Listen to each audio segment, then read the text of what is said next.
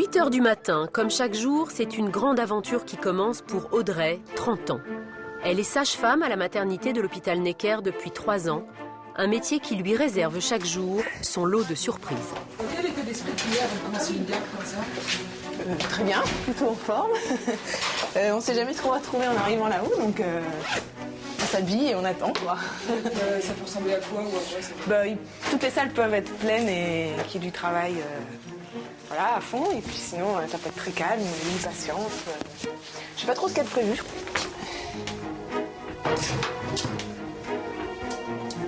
C'est parti pour 12 heures de garde et ça commence dans la bonne humeur. Salut! Salut Sophie! Ça va? Ouais. Et pousse-toi! Laisse-moi la place! Mais déjà ce matin, un cas difficile les attend. Une femme est arrivée à la maternité pour accoucher de son premier enfant, une petite fille, il y a presque 20 heures. Tout de suite la dilatation complète, mais ça a commencé depuis hier midi 30. Une suspicion de... Au départ, le travail s'est bien passé, mais depuis 3 heures, le bébé est bloqué dans le ventre de sa mère. Il ne s'engage pas dans le bassin. Audrey est inquiète, il va falloir prendre une décision en urgence. Non mais ça... Je peux pas demander ça. Ça sent pas bon. Je pense qu'on va commencer par elle. Ouais. Ça va? La seule solution, c'est la césarienne, pour ne pas faire prendre de risques au bébé et à sa maman. Qui est décédé d'une césarienne, d'accord? On aura peut-être la cause au moment de la césarienne. Et puis, des fois, on ne trouve pas toujours une cause non plus. Hein. Peut-être que le bébé est trop gros par rapport à votre bassin. Peut-être qu'il a joué avec son cordon et que ça le gêne pour le descendre. Grosse déception pour la maman, épuisée par 20 heures d'efforts. Elle espérait accoucher normalement et ne s'était pas du tout préparée à cette éventualité. Même quand je lis les livres et tout, à chaque fois quand j'arrive césarienne, j'ai jamais lu. Je saute. Heureusement, il y a cette option, sinon je ferais quoi?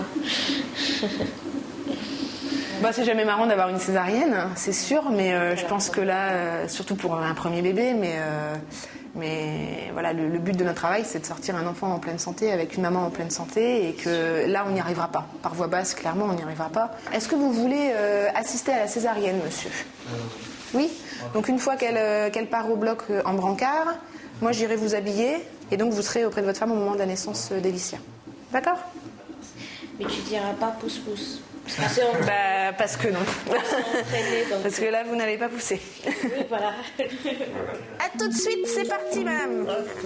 Direction le bloc pour la maman qui va se faire opérer dans quelques minutes. Alors, monsieur, vous allez vous habiller? Venez avec moi. Venez. Alors, je vous laisse vous habiller tranquillement.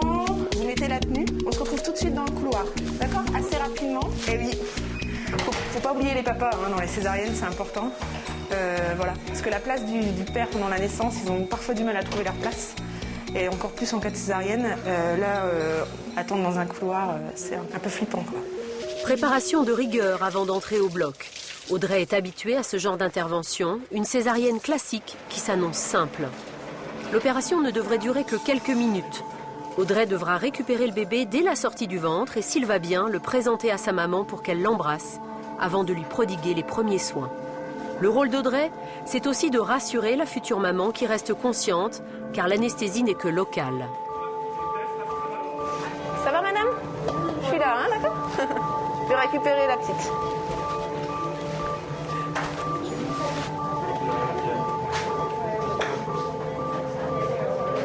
Le ventre de la mère est maintenant ouvert. Les obstétriciens s'apprêtent à sortir le bébé.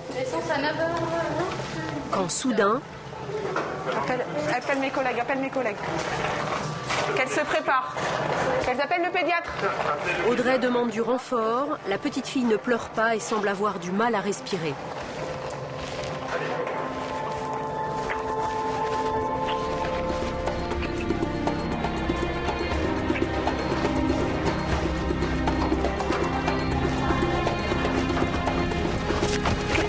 Avec moi, viens. Hop, pédiatre.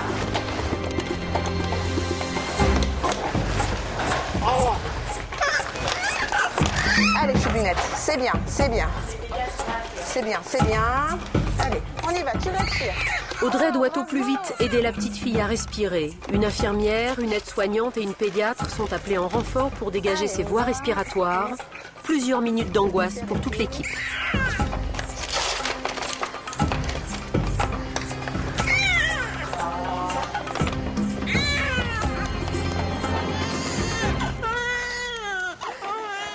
C'est pour ça que je t'ai appelé, parce que je croyais qu'il aimait inhaler, parce que quand j'ai vu l'état, mais en fait, je pense pas. Vous êtes parti très vite, Audrey? Oui. Je suis partie très vite pour l'aspirer, pour qu'elle puisse respirer convenablement. Dans le ventre de sa mère, la petite avait avalé un peu de ses propres selles, ce qui l'empêchait de respirer. En l'aspirant, Audrey lui a sans doute sauvé la vie. La petite retrouve peu à peu ses fonctions respiratoires.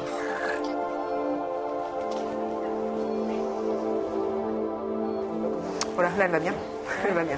On va la surveiller encore un petit peu, évidemment. Je pense qu'il va lui falloir un petit peu de temps pour récupérer de la naissance.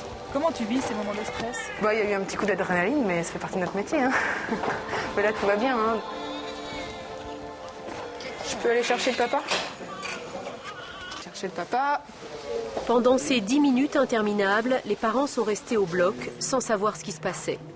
Leur bébé est maintenant hors de danger. La préoccupation d'Audrey, c'est donc de les rassurer au plus vite. Donc voilà, tout va bien. Vous allez pouvoir venir avec moi. Madame? Elicia va bien. D'accord? Elle va très très bien. On viendra vous l'amener en salle de réveil tout à l'heure si tout le permet. D'accord? Je l'embrasse pour vous. De rien, madame. Venez quoi?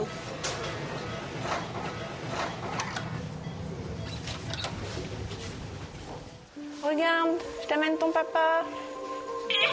Voilà, vous pouvez la toucher, ça va la rassurer.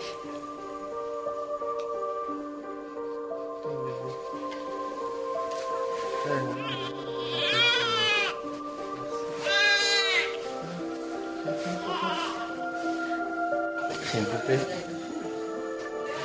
Ah, c'est une poupée. La petite Elicia va déjà beaucoup mieux.